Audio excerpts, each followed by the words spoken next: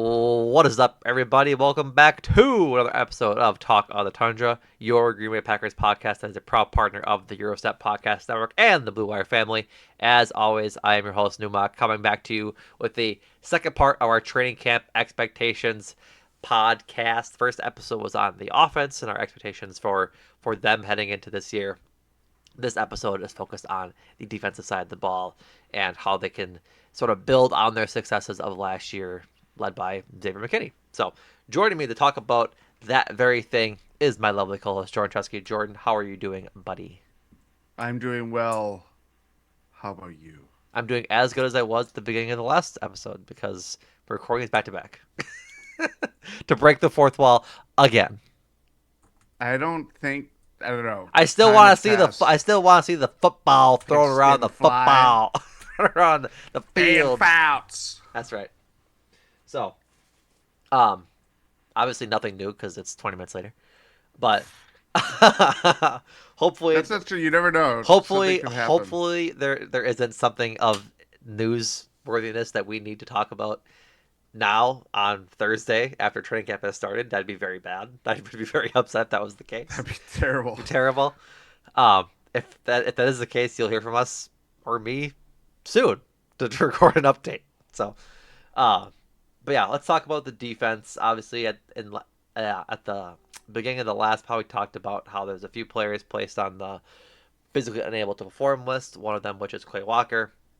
So he dealt with a undisclosed injury for most of the offseason. He wasn't any in any of the programming. So we'll see that hopefully he's in camp soon and getting his reps in. So Mhm. with that, Jordan, do you want to kick us off with your first expectation of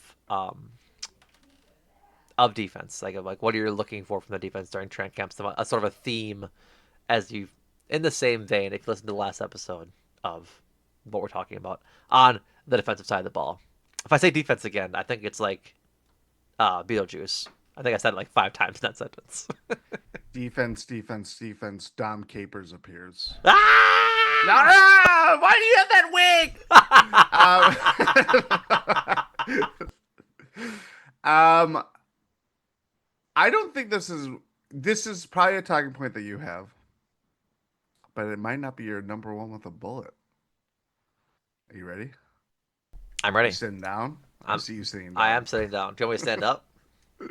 No, you don't need to.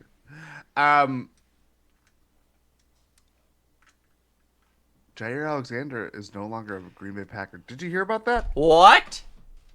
Yeah. Um, who? What is the Packers' plan to defend on the outside, defend the perimeter? Who knows? Do I feel good about it? I don't know. Like Yeah. I don't know. This could be the Achilles heel of the Packers season. I mean, I don't think that's a stretch by any means. I think that's probably pretty accurate. Yeah. So, So, go I ahead. mean, there's just so many different ways to talk about it, but I am also like flummoxed at how to talk about it because this is a cornerback room that is not defined by top end talent. The Packers have gotten by going to the playoffs with guys like Carrington Valentine, Keyshawn Nixon, who was a slot corner that turned into an outside corner. Nate Hobbs, we'll see how that addition fares going into his first year in Green Bay, but an intriguing fit. Kind of checks a lot of the boxes of versatile um, defending that the Packers want in their cornerbacks. But again, whether it was fully healthy Jair or even part-time Jair, just having him in the building kind of gave some reassurance of, well, you at least have this guy to cover the number ones on the other team. We talked about it at the time of the schedule coming out. Packers have a lot of. It's not even just within their own division, but you play the NFC North this year, so you're seeing the Jamar Chases, the DK Metcalfs, the Zay Flowers, um, I'm missing probably another divisional game here or there, but the, who knows what this kind of committee Moneyball approach that the Packers are taking. It's not really Moneyball because you they did make a free just signing, but I'm really this is the biggest test to kind of what the Packers have been forced to how to build out their roster and their secondary. On top of the fact that they have an all pro safety level guy that's behind them that could help them, but he might not be able to fix everything. No, and And he should be and and he that's the shouldn't thing. be expected to. Yes. No, I think you're right. This is the pressing question coming in the training camp. I think honestly for the team, like Yeah. more so than the wide receiver room, more so than the tackle or than the line that we talked about last episode. I think you are 100% correct that this could be the the Achilles heel of the Packers season. If they can't figure out how to scheme coverage against these top receivers with the room that they have, I think it's going to be a very long season on defense, and that's kind of the hesitancy I have right now. So Yeah. the room right now is Carrington Valentine, Keyshawn Nixon, um, Kamal Hayden, Nate Hobbs, and company. It's not There's not a lot of options. no like if you And one of those Micah options are on the pup list to yeah start the year. Micah Robinson, who was their seventh round draft pick from Tulane, a guy that Dane Brugler didn't put in the beast because he Yeah. had never heard of him. I'm pretty sure. Which might not be an indictment of Dame Brugler, and it might not be an indictment of Micah Robinson if he turns out to be something of note. But Right. yeah, I mean, Yeah. It's just like it's a guy, a seventh round guy that was so far down the draft list that one of the guys who's the most premier draft analyst. draft analyst. They I to go on a tiny bit of a tangent. This like a small one. Dave Brugler was on an episode of the Athletic Football Show this Okay. summer, where they did a redraft of like the Josh Allen, uh, Lamar Jackson, uh, 18. 18 I think it was, and at one point Dame Brugler said that he's doing scouting for the Beast right now. Like Yeah. he's scouting players who are coming up as draft eligible this year right now. Like he's going through their tape last year, just getting all their data. I'm like that must be his full time job. Like just Oh yeah, it definitely. I mean, that's the same with Sam Vecini. Like they have to do that when it's the quietest, right, because especially with football, like you have more tape to go through right. You get to and stay to up go to through date all on these tape guys. every week. Like once Yeah. college football season starts, he has to start watching every single draft eligible player. It's insane. It's credit to those guys, dude, because that's such an insane workload. Regardless, the cornerback room isn't like overflowing with top talent. The cornerbacks specifically, I think their safeties have a lot of potential between Xavier McKinney, Evan Williams, and Javon Bullard. Like those guys are going to be able to sort of shift around in their scheme to provide a lot of value, especially Xavier McKinney, especially Evan Williams. And I know you're not as high on Javon Bullard as other people. I think there's a lot of context into why his rookie season looked as like it did. He was asked to do a lot of things between playing safety and nickel corner at times, Yeah. and so I'm hoping that he can take another step to becoming a solid secondary player. But like you said, they face uh, DJ Moore twice. They face Amon-Ra St. Brown twice. They face Justin Jefferson twice. They face Jamar Chase. I'm trying to think of the other. AJ Brown, Devonta Smith. Like they have a lot. I mean, Terry McLaurin, if he reports for the Commanders early on, like there's just a lot of receiving talent they have to go against this year, and there's a lot of receiving talent every year, right? That's just kind of the nature of it. But it just is a tall task to to see them, Keyshawn Nixon, Nate Hobbs, and the like, cover those guys because like even the best corners in the league can't cover those guys at times. And Yeah. it's not to say that like Keyshawn Nixon and Nate Hobbs and Carrington Valentine are bad, like literally bad at at their job. But if you're asking like Christian Gonzalez or um, I can't think of like the top corners. What's his name? Patrick Surtain or Yeah. or Witherspoon, Sauce Devin Goddard, Devin Witherspoon. Witherspoon, Sauce Goddard. These guys to cover them, and they can't sometimes. It's hard to ask that of Keyshawn Nixon and Carrington Valentine.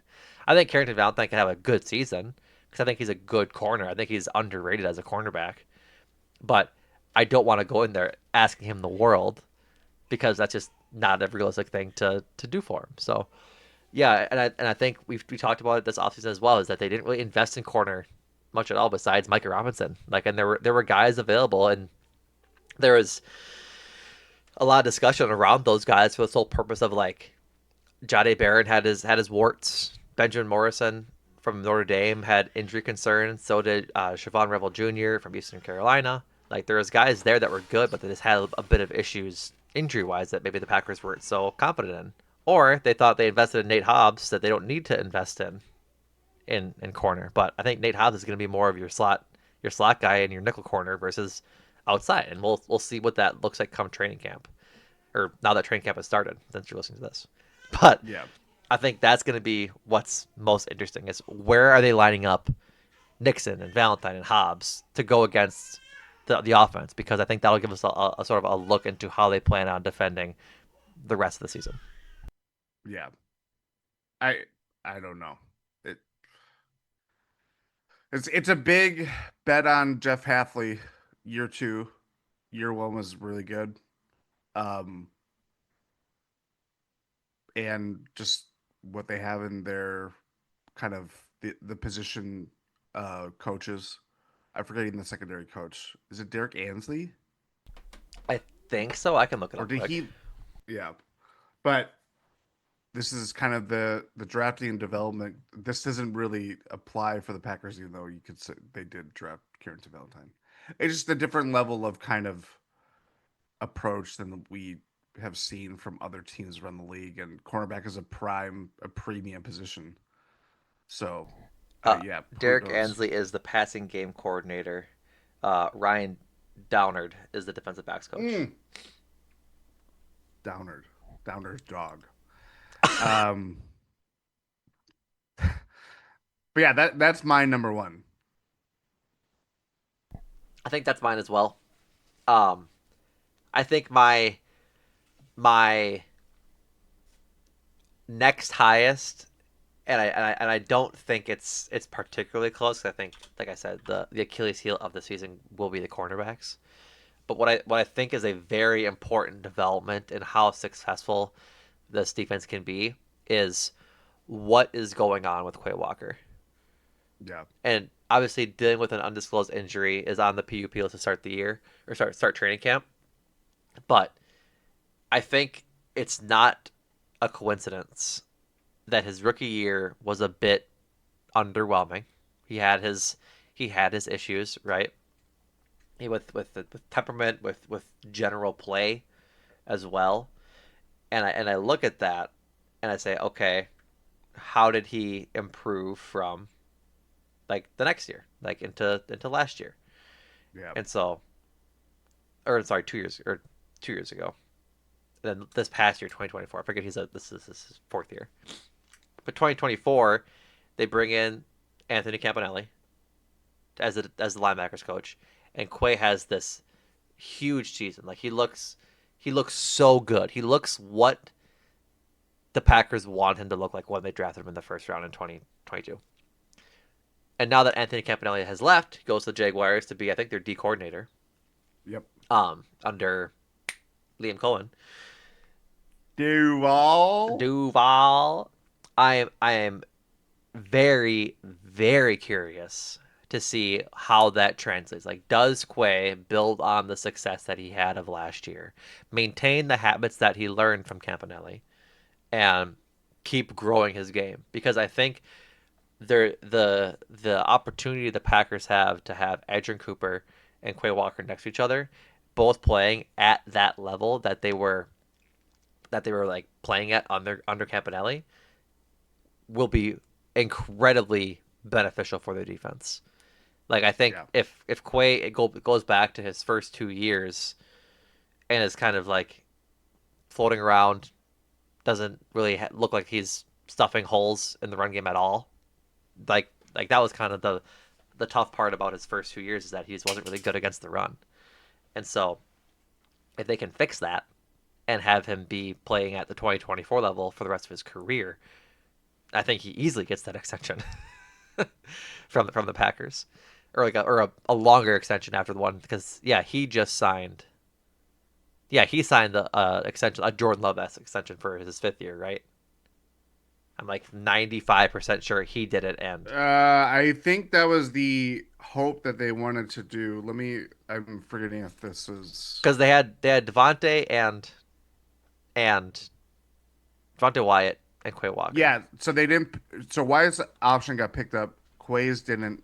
Goody has said They want to we get a wanted, deal done, but they haven't gotten but it done that yet. has not happened. Yeah. So I think that's another big part of it, right? Is that if they can't get a deal done, he's a free agent at the end of the year, and it all depends on how this year it plays for them. Like I think it depends on a lot of things. If if they don't get a deal done before the season starts, I'm not overly sad for the sole purpose that I would expect.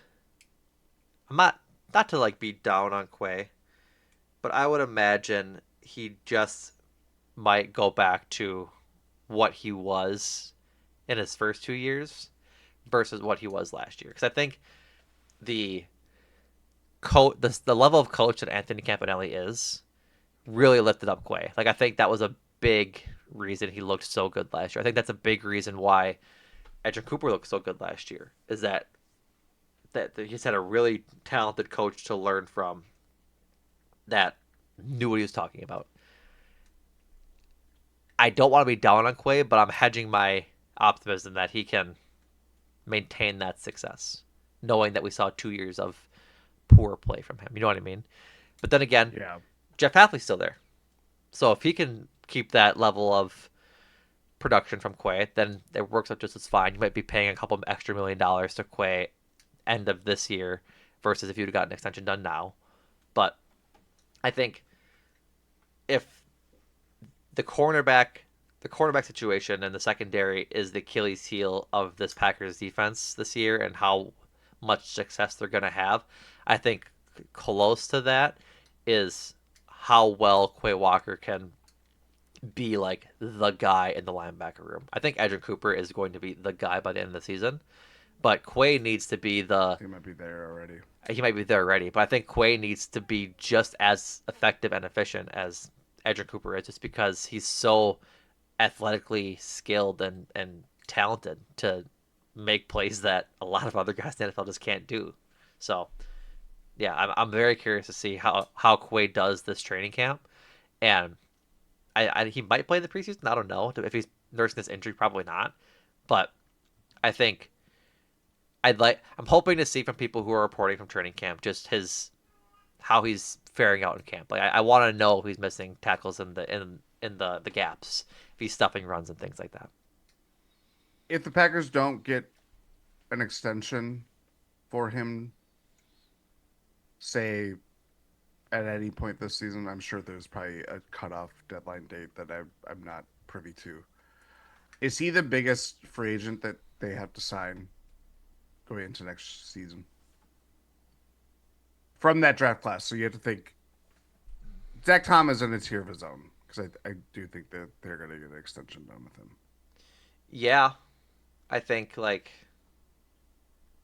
kind of like has to be Zach Tom, which like I know you like you said it is in a tier of his own, but I'd be more like he's more important than Quay is. I'm looking at that draft now, so it's Quay, Walker, Devontae Wyatt, Christian Watson, Sean Ryan, Romeo Doubs, Zach Tom, uh, JJ Enigbare, Tariq Carpenter, Jonathan Ford, Rasheed Walker, and Samari Toure. Obviously, a few of those guys are gone, but for Rasheed Walker, I think JJ's back, right? Yep. Yeah. Zach Tom, Romeo Doubs, Sean Ryan, Christian Watson, Devontae Wyatt, and Quay. If we're assuming Zach Tom is signing an extension this offseason, then yes, it is Quay. I think right now it's Quay. Depending on how the end, like how this season goes, it could be Devontae. Because like Yeah, Kenny Clark's contract situation is up in the air, and if he has another poor year, I could see them cutting weight with Kenny Clark pretty quickly. And if Devontae White also doesn't make a leap, that puts them in a really awkward spot, and they're really thin at D line if that's the case.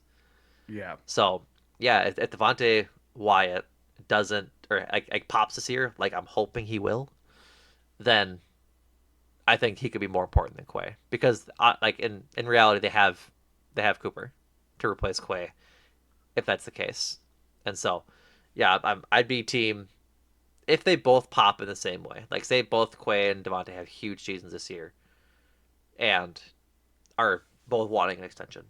Quay by means of not getting one this offseason yet. Devontae by means of his fifth year is next year. They'll give him an extension now. I think the extension is more important for Devontae than it is for Quay, from a team perspective, just because it's a more important position. Like D line is more important yeah. than linebacker. So Look at the free agents. Mil Williams is the made a lot of money. He was probably the biggest terms of like money signing free agent wise, but the the market average, the AAV average annual value of defensive linemen are going way up, and it's going up for linebackers, but it's not nearly as much.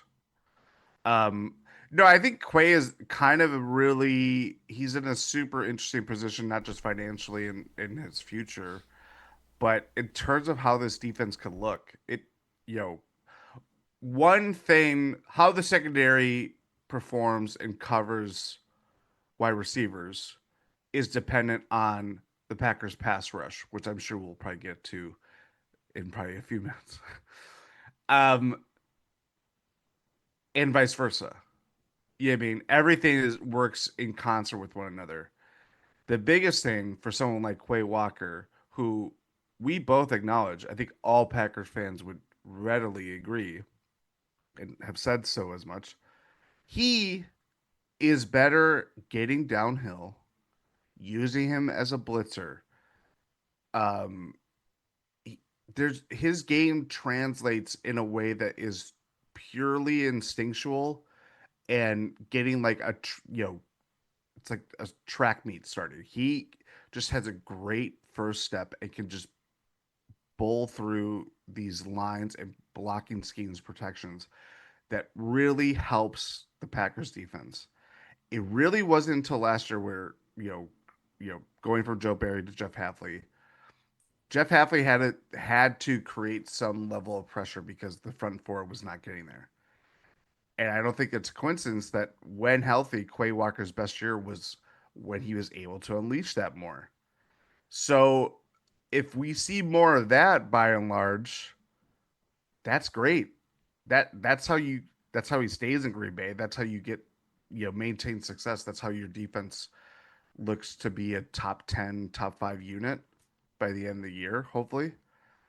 If it's Quay has to drop back and cover more, then I think this is going to be a different kind of year yeah, because that's not his most natural part of the game. It's not really any natural part of the game for any linebacker, save for kind of the all pro like super well rounded linebackers that are going to make it to Canton, like a Fred Warner type. right.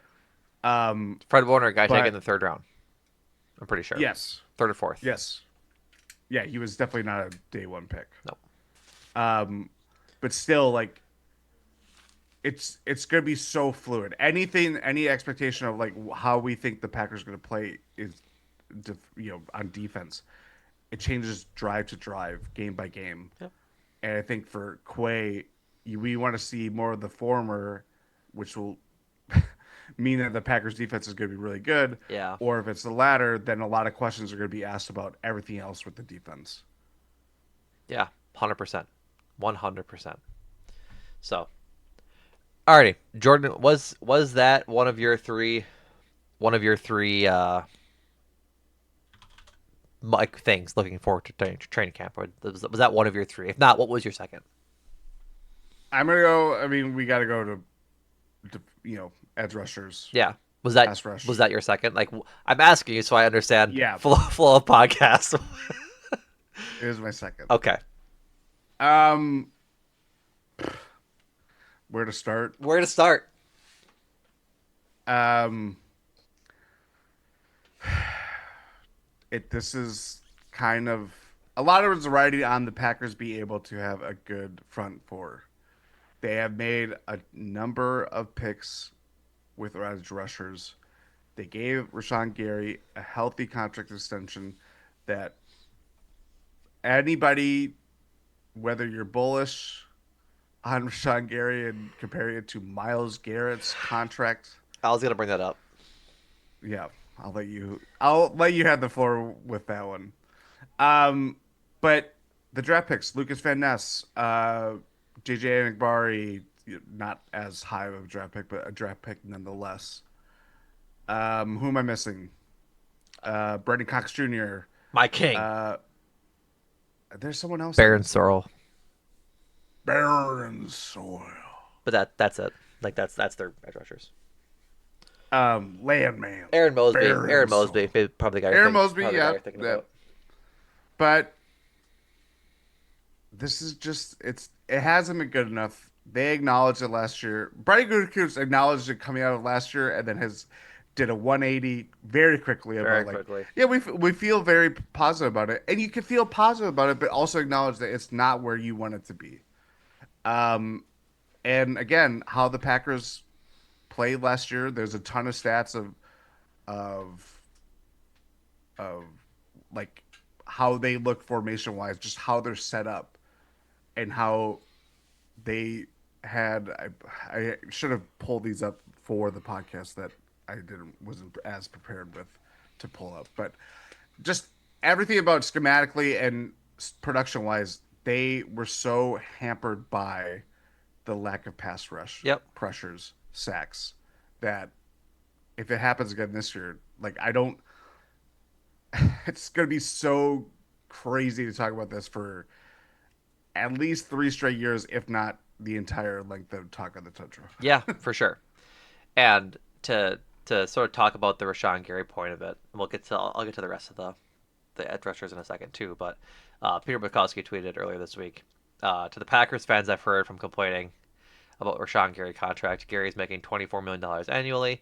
Miles Garrett just got $40 million. He's making 2/3 more annually than Gary. The contract is totally fine. I mean, I disagree that it's totally fine.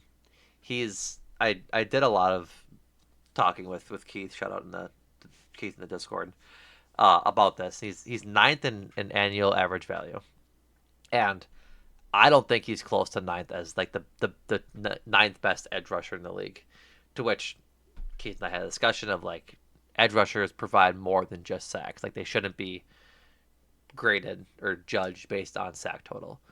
To which I said I disagree. That's just my personal mantra is that the top priority for edge rushers is sacks. They need to be getting home and getting at least a lot of pressures. And sure, Gary does get a lot of pressures, but at the same time, every pressure isn't made equally. I think the idea of pressures is a good stat and it's a good measure, but at the same time, a pressure can vary as to like, yep, you were pressuring, you were there, but you weren't causing any disruption. Like I think there's making the quarterback scramble and making the quarterback step up because that's two different pressures into how the play is going to shake out. And so I did a little bit of research while I was at work because I didn't want to be doing my job, and I went through all of the Packers turnovers last year. The Packers had 17 interceptions last year, and going through the NFL's NFL Pros like video like film room, of those 17 interceptions, Gary had like a direct impact on one of them, and I gave him like half credit on two others. The first one was like the one he had a direct impact on was in game one against the Eagles in Brazil. He's in Jalen Hurts' lap when he throws the ball, interceptions thrown in the end zone, mind you. Like it was Jalen Hurts was in the end zone. It would have been a safety.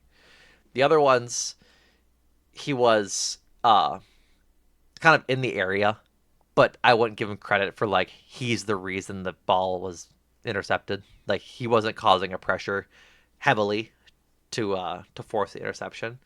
And then he's credited with um a forced fumble and a recovery. I couldn't find it uh on NFL like film thing. Pro. Yeah, his one forced fumble was a sack when uh he got Brandon Allen's arm in the 49ers game. I was gonna say it probably was the 49ers. Ball comes out of Allen's arm, bounces straight up. Allen grabs it, falls onto the ground. So it was a sack. It was a forced fumble, which is good to get the ball in the hands, but it wasn't like an effective forced fumble. And his recovery was a Keyshawn Nixon sack that he was not in the area for. Mm. It was I forget who was the quarterback in that game, but like or I think it was maybe against the Titans, but I forget who it was against. Regardless, there were three guys in the quarterback's lap.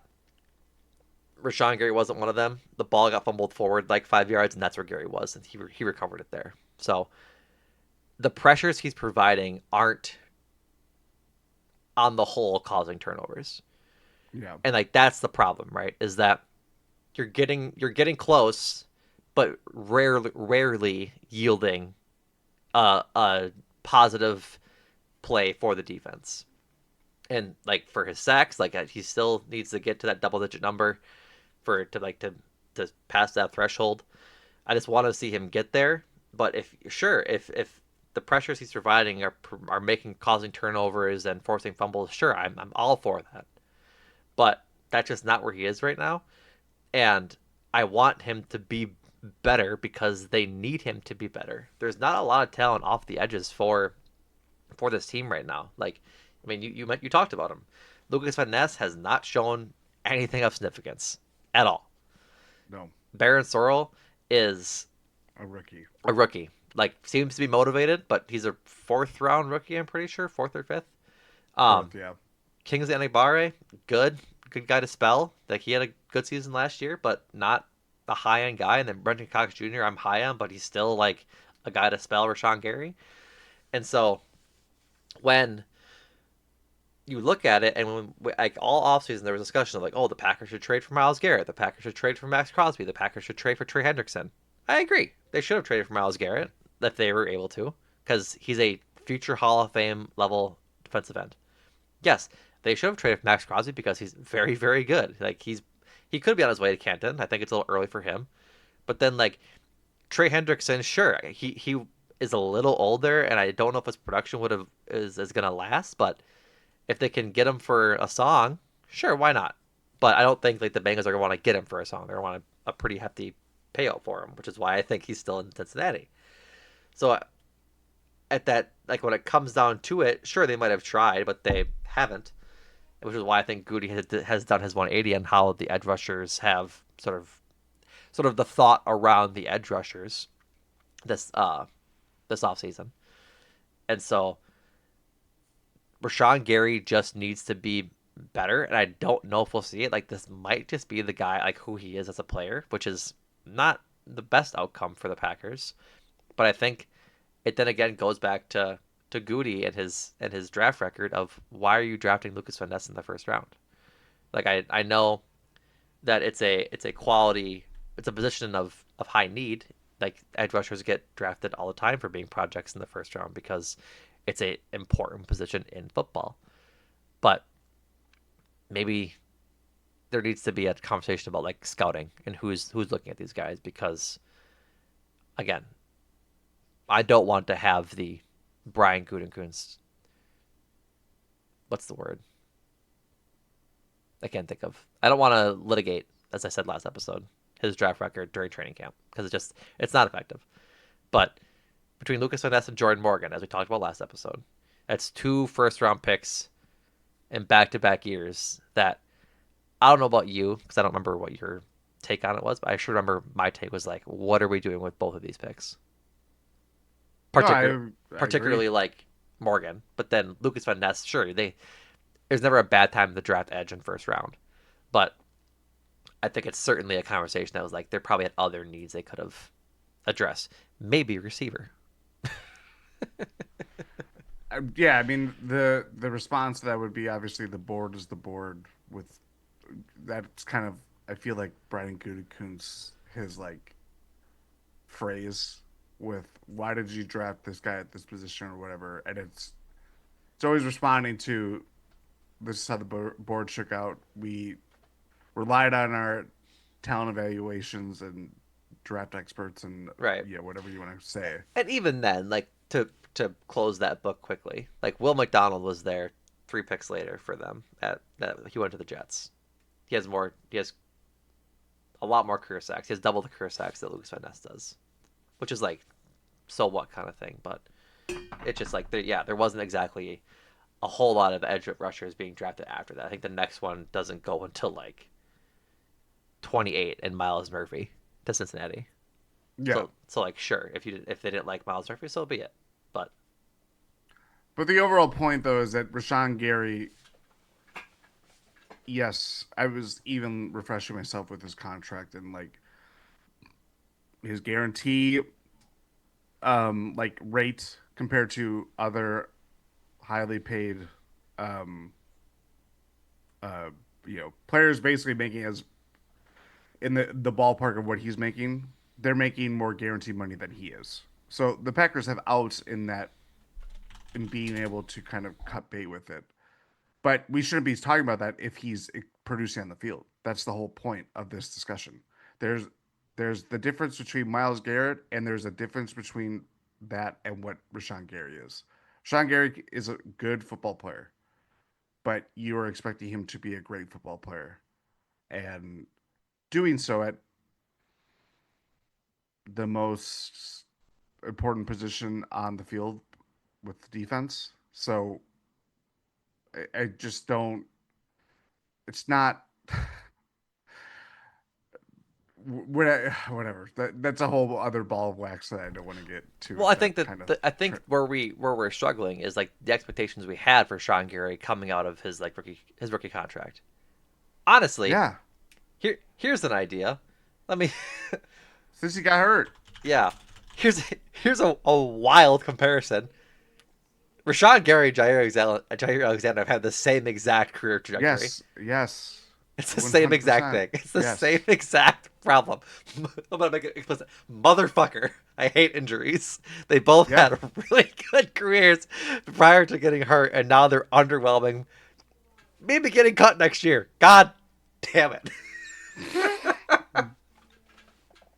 Yeah. That is there. It is. That's the comp, and it's part of football. It's what happens, but it's to have your those are the two or Goody's first two first rounders. Yeah, the first two. It's Yeah, the first two. yeah. It's not great. So yeah, and then like I think for the other edge rushers, I'm just expecting to be whelmed. Show me some stuff, right? Brenton Cox Jr. I think like the a successful season for him is like 5 sacks and like consistent pressures. Like I think this is me like drinking the Kool Aid by the literal pitcher, and like this is a an opiate dream probably.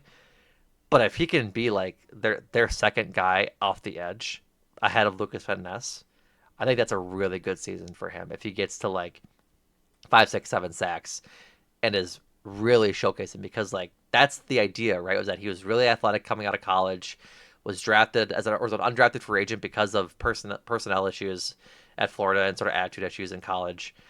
But he's good. Like I think he's just talented, and so that maybe that's what we should be looking for in camp.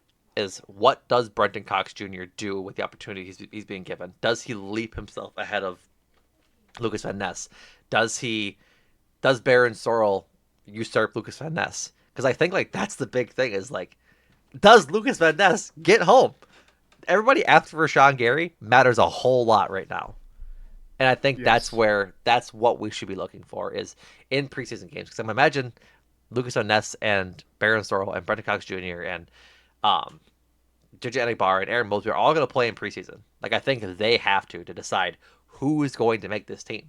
because they can't carry all of them. I'd imagine not. Like I'm like Deslin Alexandre and Aaron Mosby and Colin Oliver are probably all in various spots on the bubble for making the team. Colin Oliver draft pick this year. He'll probably make it just because they drafted him this year. But regardless, like they need to find a two because they don't have one. Yeah. The same way the Packers had four wide receiver ones last year, and I was again naive into thinking and buying into that idea. You don't have one. If you have four, you don't have one. The Yeah. same way the Packers don't have a second edge rusher, they have multiple. You don't have one. They have a bunch of like third edge rushers essentially. They don't have a guy opposite of Rashawn Gary, which is a problem. And so, if they can if they can create pressures, which I'm sure they will, with guys in the secondary with like nickel blitzes and Quay Walker and Edgerrin Cooper getting after the quarterback, they'll get to the quarterback. Of course they will. But it's a whole lot easier to cover guys with this secondary that's going to be hampered if your guys up front are already creating pressures. If they can rush forward and get pressures, which was a big gripe we had last year, if they can rush forward and get pressures, that makes the other seven drop back to be able to cover guys in cover guys in coverage, no shit, a lot easier, right? And I think that's the problem is they had to commit so many resources to pressuring the quarterback last year, even though they didn't blitz often. But because they didn't blitz often, they also didn't get a lot of sacks last year. Yeah. So That's the stat that I was trying to think of. Yes. Um. Yeah. I that's. Ugh. yeah, It's as simple as getting sacks is good. Get more sacks. yeah, But the problem is, it's like, where is it going to come from? I was just refreshing myself with who, like the sack totals, and Rashawn Gary obviously led the team, but then after that was Devontae Wyatt. Brenton Cox Jr. finished fourth, I and know. he played Like 7 games, yeah, and he like had 4 sacks. Like that's what we're talking about. A guy that for the first 30 games of his Packers career or whatever it was, we were talking about him. He can't get on the field because they don't even dress him, and then they start playing him, and he's got 4 sacks, more than Lucas Van Ness did last year, and he was available for all of them. hmm So it's not good. It's not not good. great. Dom Capers. Don't invoke his name. Don't invoke his name. That's twice now. We're dangerously close to literally Beetlejuicing that man. I put on my Capers. I hate capers. They're just Very salty. salty peas, Yeah, which I know is salty, which I know is not what they are, but that's how I see but them. the shape. It's the shape. Yeah, that's how I see things, and just in shapes, which I guess isn't that crazy of a sentence because everything is a shape. Anyways, Rhombus.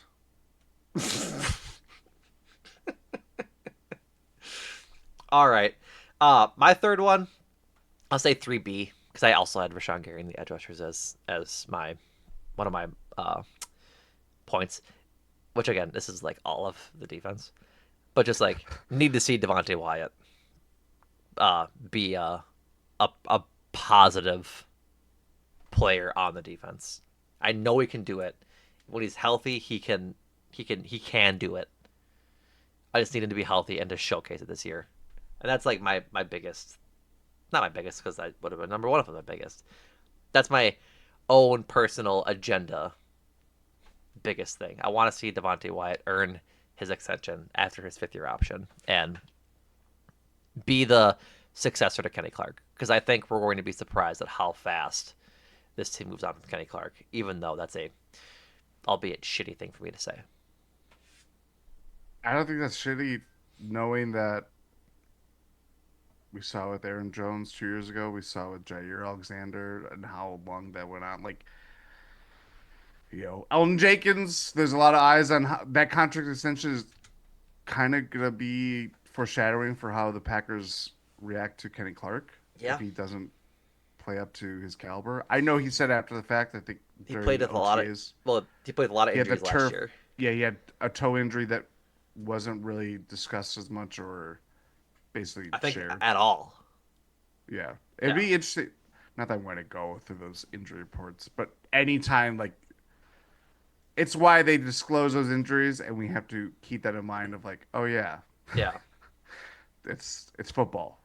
Football. Football, pigskin, Dan Fouts. Um, what was I gonna say about Devontae Wyatt? That he's a very He's crucial, good, very crucial part to this very Devontae, cru- very crucial. to this D line, and that if he doesn't pop, they're in a horrible place D line wise.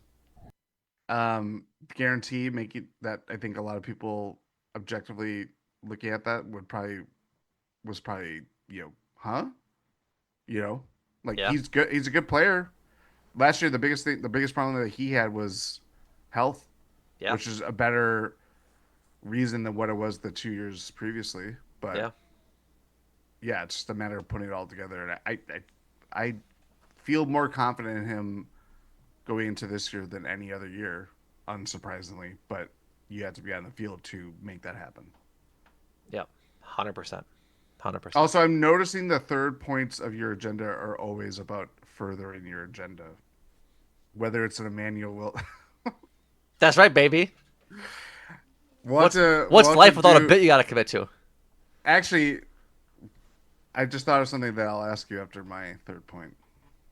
Okay, go for your third point. Or your, this is our fourth point. I'm pretty sure this is our fourth. It's fourth. We have more separate. We differed on Yeah, more with the defense than shared with the right. offense. Okay, but go ahead. Xavier McKinney, Yeah, what about him? he's lead dog, He's got to top be. dog, even if you will. But that's the problem. That I shouldn't say the problem. It could be the problem. Your safety shouldn't be that. Do you know what I mean? Like I see what you're saying. Like he is lead dog and he's an all pro and I am a huge fan of him. This is not a indictment on Xavier McKinney. Your safety should not be the best player on your defense, which he by wide margin is. It's not close. Hmm. Talent wise, yes. I And mean the fact that he's yes, I'm gonna go one step further. yeah. Go one step Your further. second best player shouldn't be your second year your second year linebacker. That's okay. That's where I was going to be like, he might have a running mate if it's He Edric might have a Cooper. challenger this year, but like Edric Cooper did it for half a season, right? But And that's the spine of your defense right there. correct, but like the Edric Cooper did it for half a season. Sophomore years are always wild cards. Look at Jaden Reed. Look at any rookie across the NFL. If Edric Cooper can be what he was the second half of last year when he got playing time for the full 2025 season, yeah, Xavier McKinney and Edric Cooper will be right there next to each other as the top players on the defense. But your second best player right now shouldn't be your second year linebacker, and Yeah. not and like your off ball linebacker at that. Yeah. Um, Z McKinney, he had the interception streak to start the year. I mean, a super positive first year in Green Bay. Going to be a captain on this team. Unsurprised. Like it, just mark it down right now.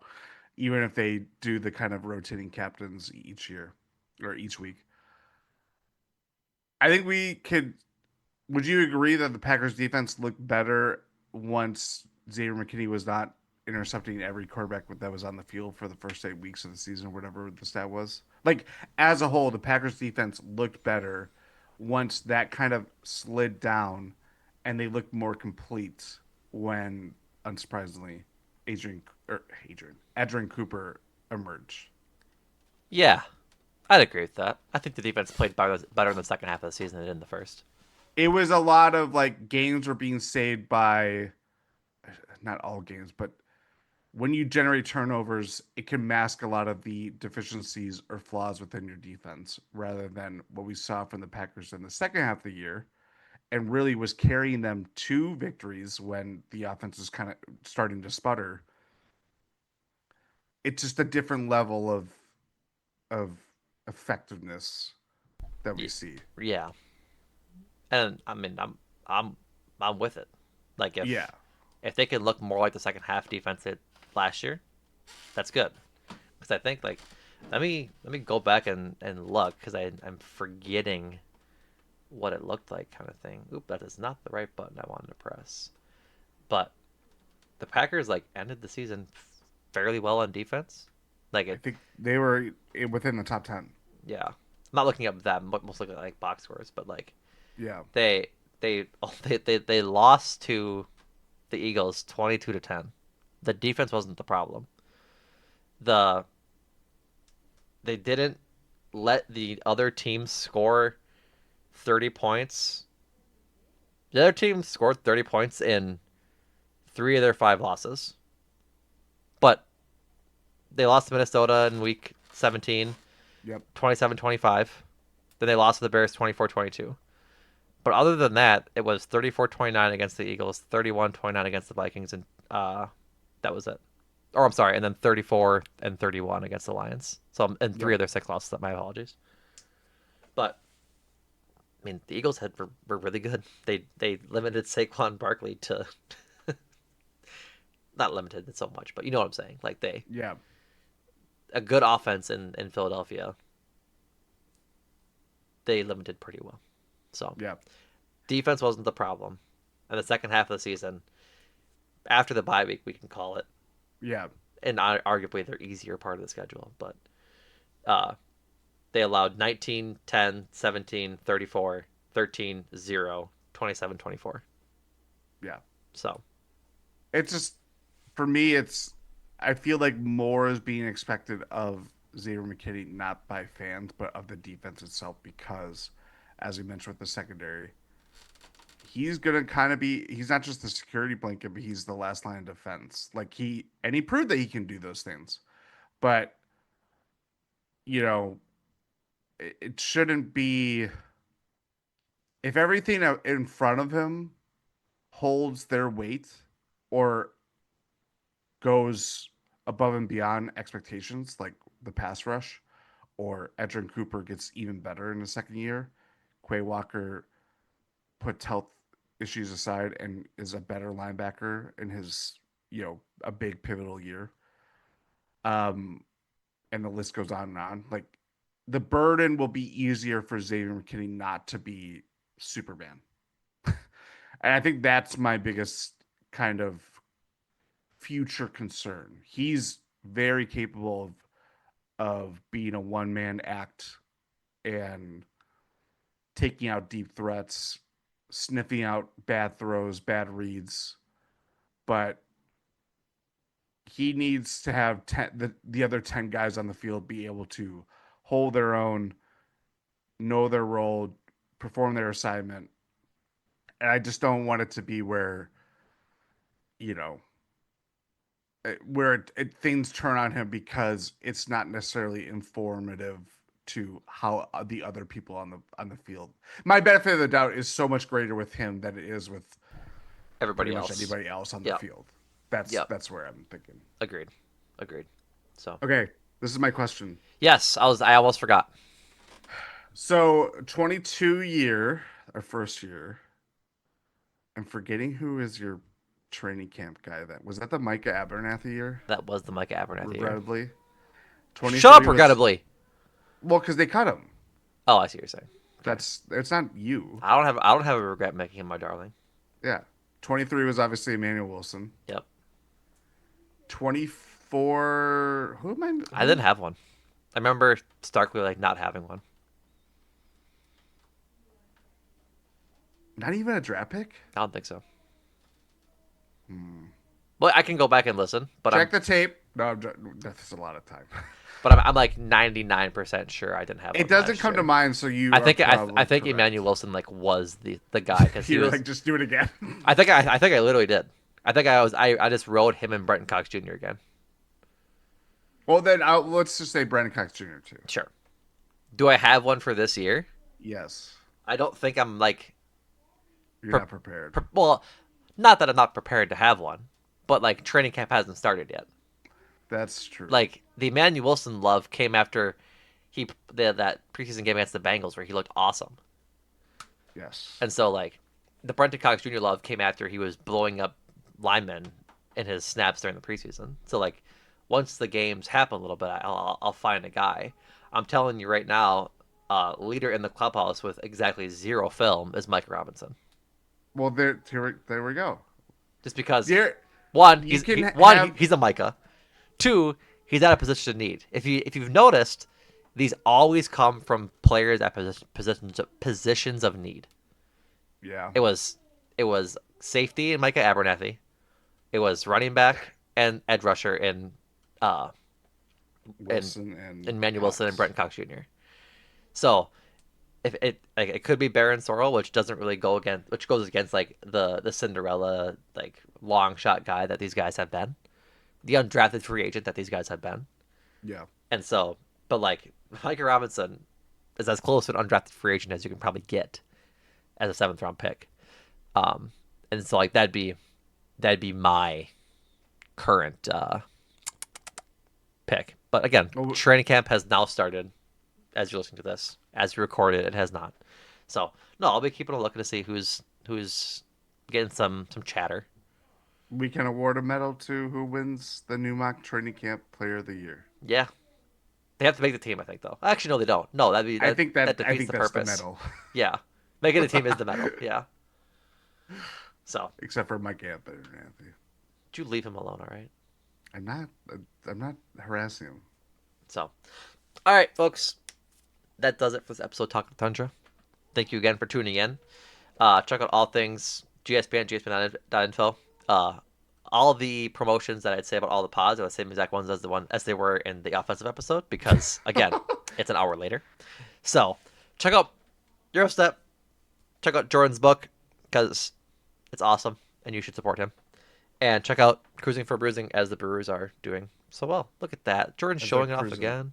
Show me the book. Show me the beautiful book. What a big beautiful book. Jesus. So, all right, folks. Much appreciate all of your support. We'll be back soon to talk about all things training camp as we prepare for the first uh, preseason game. I think I'm trying to I had the picture of their schedule up, but now I can't. Now I can't find it. I'm pretty sure as we record this, or as this is coming out, the first training camp or the first preseason game is next weekend. I think this weekend is family night, and then the weekend after is their first game against the Jets. But now I'm Mm. second guessing myself, so I want to know. I want to know. There's a song in there somewhere. Oh no, I'm a bit off. We have 2 weeks until the first game. I think family night's the second. If I were to Okay, guess. that And makes then sense. yeah, then the first game is against the Jets on the 9th. So you'll hear from us way before then. So thank you again for listening, and Jordan, thank you. Thank you.